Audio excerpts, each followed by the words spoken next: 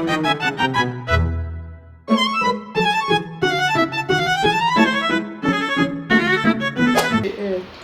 semuanya, jumpa lagi dengan saya. Nah, hari ini kita akan membahas 3 kerajaan Islam yang memiliki pengaruh besar dalam perkembangan sejarah Indonesia.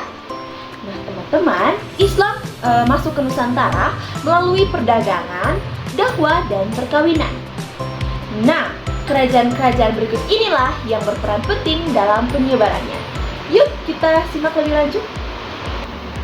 Teman-teman, kerajaan Islam pertama di Indonesia adalah Samudra Pasai yang berdiri pada abad ke-13 di pesisir utara Sumatera. Nah, kerajaan ini dipimpin oleh Sultan Malik Al-Saleh dan kerajaan ini juga berkembang pesat sebagai pusat perdagangan dan penyebaran Islam. Lalu, mengapa Samudra Pasai begitu penting? Yuk, simak lebih lanjut. Yang pertama yaitu sebagai pusat perdagangan internasional. Nah, teman-teman, Samudra Pasai menjadi pelabuhan strategis bagi para pedagang dari Arab, Persia, Gujarat, dan Tiongkok. Nah, mereka membawa rempah-rempah, emas, dan kain serta menyebarkan ajaran Islam. Alasan yang kedua yaitu menggunakan dinar emas. Nah, kerajaan ini bahkan memiliki mata uang sendiri yang disebut dinar dirham dengan aksara Arab. Nah, hal ini membuktikan betapa majunya ekonomi mereka.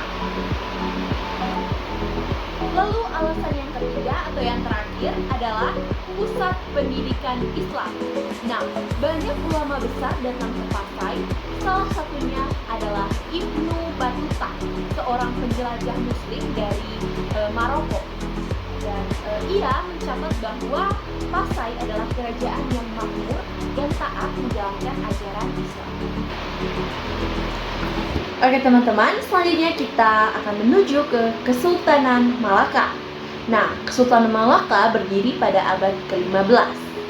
Malaka bukan hanya pusat perdagangan, tetapi juga memiliki pengaruh besar dalam penyebaran Islam di Nusantara.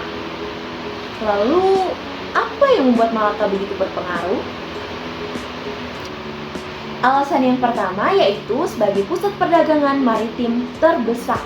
Nah, Malaka menguasai jalur perdagangan di Selat Malaka yang menghubungkan India, Timur Tengah, dan Nusantara.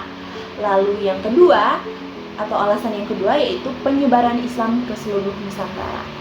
Nah, dari Malaka, ajaran Islam menyebar luas ke Jawa, Kalimantan, Sulawesi, hingga Filipina melalui para pedagang dan ulama.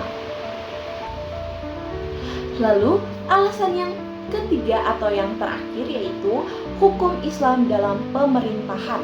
Nah, Kesultanan Malaka menerapkan hukum Islam dalam pemerintahan dan sistem sosialnya. Nah, hal ini menginspirasi banyak sekali kerajaan Islam di Indonesia.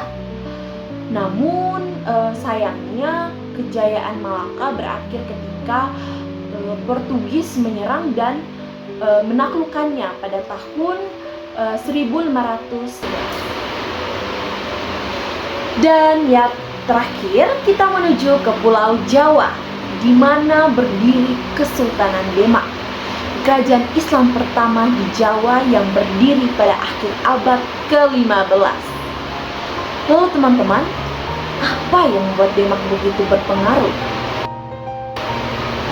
Alasan yang pertama yaitu dakwah Islam melalui Wali Songo. Kesultanan Demak menjadi pusat dakwah Islam di Jawa. Para Wali Songo seperti Sunan Kalijaga dan Sunan Bonang berperan dalam menyebarkan Islam melalui budaya, seni, dan pendidikan. Lalu yang alasan yang kedua yaitu perlawanan terhadap Portugis. Demak juga berperan dalam melawan Portugis yang saat itu menguasai Malaka.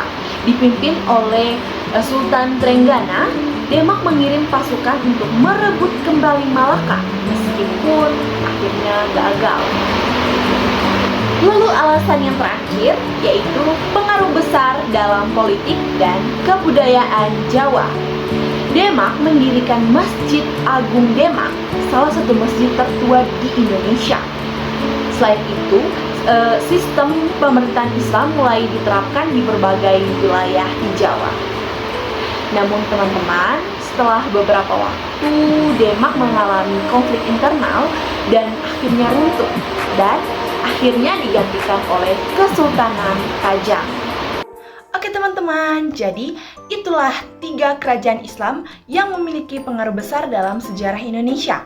Nah, pengaruh mereka masih terasa hingga sekarang dalam budaya, hukum, dan tradisi Islam di Indonesia. Teman-teman, sekian saja untuk hari ini. Saya harap penjelasan saya dapat bermanfaat dan dapat dipahami oleh teman-teman semuanya. Terima kasih.